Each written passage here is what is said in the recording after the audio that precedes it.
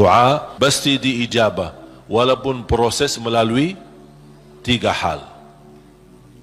Yang pertama, diijabah doa kita menolak takdir yang buruk, menghilangkan takdir yang buruk. Contoh, kita memohon, ya Allah kasih aku jodoh, tapi jodohnya belum datang.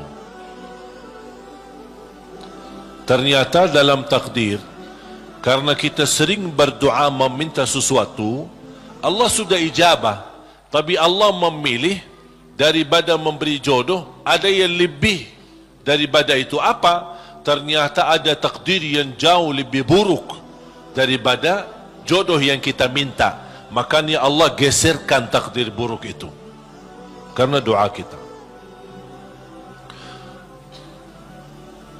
Turunnya bala, turun bala dari langit.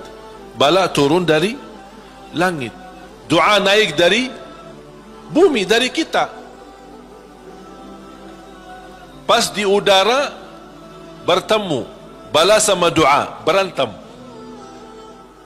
Perkelahian antara doa sama bala. Yang kalah siapa? Bala, dan doa naik. Artinya bala tidak jadi turun. Itu saking kuatnya dan berkahnya doa kita. Berarti doa pasti diijabah. Proses pertama, doa yang kita minta Allah belum ijabah secara langsung sesuai permintaan, tapi Allah menolak sebuah bala yang kita tidak tahu. Misal, tertulis dalam takdir kita hari ini akan kena kecelakaan motor, tapi ternyata doa kita tidak pernah bilang, ya Allah selamatkan saya dari kecelakaan motor misalnya. Kita tidak berdoa seperti itu. Tapi karena Allah melihat dalam takdir ada bala yang akan turun hari ini, tapi karena kita suka berdoa, Allah memilih mana yang baik. Allah yang lebih tahu mana yang baik.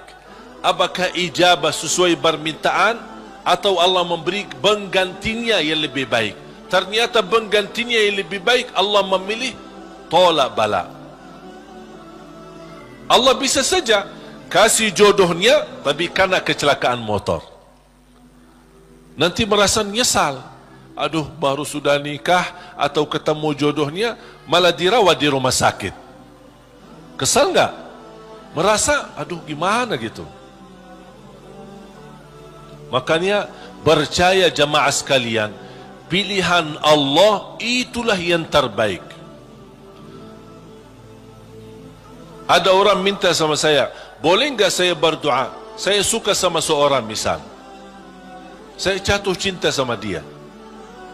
Boleh nggak saya berdoa, ya Allah aku minta dia, si fulanah itu, si ini. Boleh nggak saya berdoa seperti itu? Saya jawab apa? Kira-kira jawab apa? Boleh saja. Tapi saya usulkan, serahkan aja kepada Allah. Dan apa? Ya Allah, kalau memang dia baik bagi saya, mudahkan. Kalau tidak baik, ganti yang lebih baik. Tapi gimana aku jatuh cinta sama dia?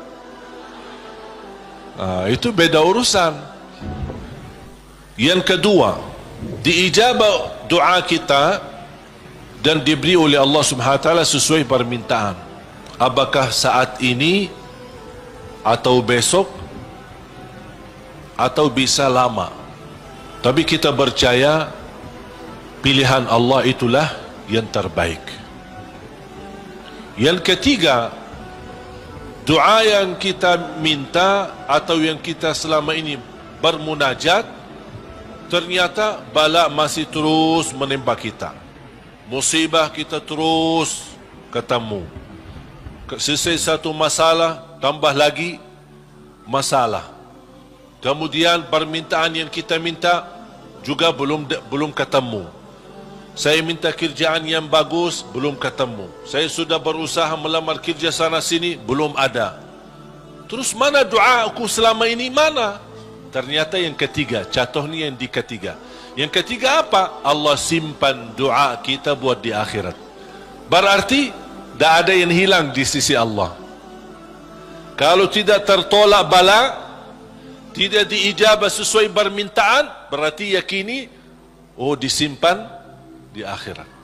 Sahabat dan orang salih lebih suka doanya selama di dunia disimpan buat akhirat, karena di akhirat bakal lebih butuh bantuan dan pertolongan Allah dan berkat doa kita. Faham?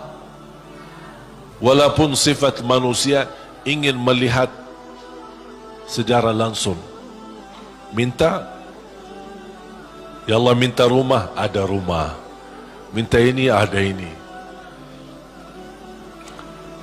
Mohon maaf Bapak Ibu, kalau Allah ijabah atau berikan sesuai permintaan kita, nanti kita berhenti berdoa. Apapun yang kita minta, ya Allah aku minta mobil, dapat mobil. Minta kerjaan, dapat kerjaan. Minta jodoh, dapat jodoh. Minta rumah, dapat rumah. Mau haji, dapat haji. Terus segala yang kita minta dapat. Habis, dah ada minta lagi. Terus berdoa enggak? Dah ada berdoa.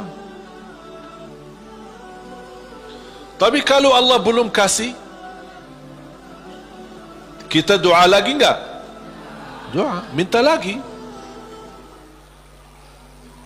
Coba kata Umar bin Khattab, ketika anda berdoa, jadi seperti anak kecil.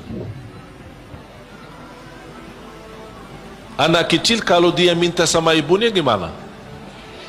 Nangis enggak? Berhenti nangis sebelum dikasih? Belum kan? Dia nangis sampai begitu dikasih gimana? Berhenti enggak nangisnya? Anda harus seperti itu. Doa, nangis. Ya Allah belum kasih, aku nangis lagi dong. Belum dikasih, nangis lagi. Sampai Allah berkenan kasih. Dan ini sebenarnya bukan tujuannya Allah kasih atau tidak. Tapi ingat, titisan air mata ini yang menangis karena Allah akan selamatkanmu dari siksa neraka Jahannam. Rasulullah SAW bersabda, wa aynun bakat min khasyatillah harramaha Allah 'ala an-nar la tamassaha an-nar. Barang siapa yang menangis karena Allah, akan Allah haramkan jasadnya disuntuh oleh neraka Jahannam. Berarti kita tidak rugi, tidak ada rugi. Biarpun tidak diijabah, ternyata titisan air mata berharga, bisa menjaminkan kita selamat dari siksa neraka Jahannam. Mau apa lagi?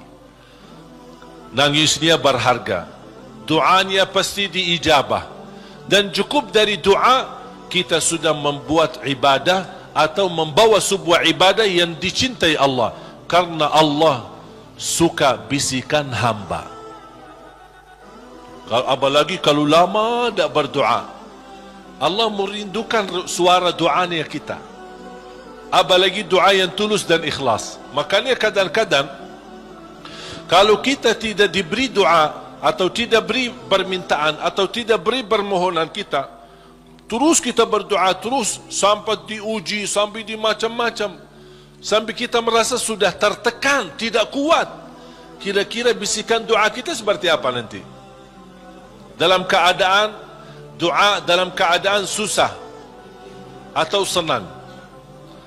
Menurut saya doa dalam keadaan susah jauh lebih murni daripada doa dalam keadaan senang. Kalau dalam keadaan senang artinya ya biasa-biasa aja, dapat atau tidak dapat. Tapi coba kalau lagi stres, lagi pusing, lagi galau, gimana bisikan doa? Ya Allah, udah nangis duluan. Makanya itu subhanallah, saya mengambil kesimpulan dari doa, justru doa tanda Allah merindukan suara doa kita. Oleh kerana itu jamaah sekalian, jangan berhenti berdoa. Terus berdoa. Nabi Yunus alaihi salam ketika tertahan di dalam perutnya ikan berlama-lama di bawah laut, dia tidak pernah berhenti dengan mengucapkan la ilaha illa anta subhanaka inni kuntu minadh zalimin. Kata Imam Ibnul Qayyim rahimahullah, barang siapa yang membaca doa ini dengan sepenuh keyakinan, pasti diijabah oleh Allah hajatnya. Karena Allah habis doa ini, apa kata Allah? Fastajabna lah, kami terima dan menijabah doanya. La ilaha illa anta subhanaka inni kuntu minadh zalimin. Oleh kerana itu kembali lagi, doa kita diijabah atau tidak? Saya bertanya, doa kita diijabah atau tidak? Diijabah. Yakin?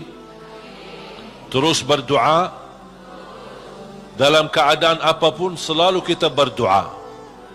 Apalagi dalam keadaan susah yang kita yakini tidak ada makhluk yang bisa menolong kita, tidak ada sesuatu yang bisa mengangkat segala musibah dan bala yang kita hadapi, hanya Allah subhanahu wa ta'ala. Apalagi dalam sujud,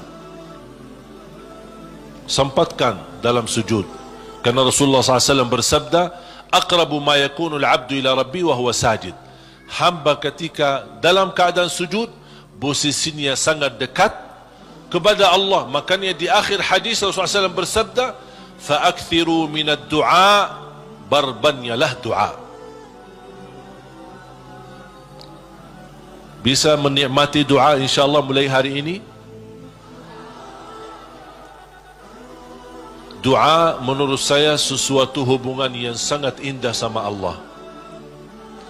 Apalagi kalau bisa berdoa dengan cara curhat. Bisa enggak curhat sama Allah? Kalau lagi galau suka curhat enggak? Sering saya terima, Ustaz, boleh curhat enggak? Terus saya bilang apa ya? Boleh atau tidak? Saya bertanya, sudah curhat sama Allah belum? Dia bilang belum. Mau sama Ustaz dulu katanya. Ada saja. Belajar bagaimana bisa curhat. Sungguh kalau kita sudah biasa curhat sama Allah, tidak bakal curhat sama manusia. Jadi ketika berdoa, jangan hanya minta, ya Allah tolonglah, tolonglah ya Allah, ampunilah. Jangan hanya suka minta, cerita. Bisa enggak anda cerita? Allah kan lebih tahu. Allah tahu segala sesuatu. Tapi salah apa kalau saya cerita apa yang terjadi hari ini? Ya Allah, aku sudah niat baik, niat tulus, dan saya pergi ke sana malah seperti ini, dicaci maki, dihina, malah dianggap dan suuzzan, apa buruk sangka. Habis gimana ya Allah? Cerita, curhat. Seperti meminta solusi dari Allah Subhanahu wa taala. Kalau belum merasa ada jalan, wallahi akan merasa nikmat. Cukup anda bisa nikmat bersama Allah Subhanahu wa taala. Sebagaimana Nabi Yaqub ketika kehilangan anaknya, ada dia berkata apa? Qala innama ashku bathi wa huzni ila Allah. Aku hanya mampu curhat kepada Allah Subhanahu wa taala. Aku ingin cerita, padahal Allah tahu apa yang terjadi, tapi dia ingin cerita lagi sama Allah Subhanahu wa taala. Ungkapkan cerita ini kepada Allah, itu sudah merasa diri dan membuat hati kita tenang.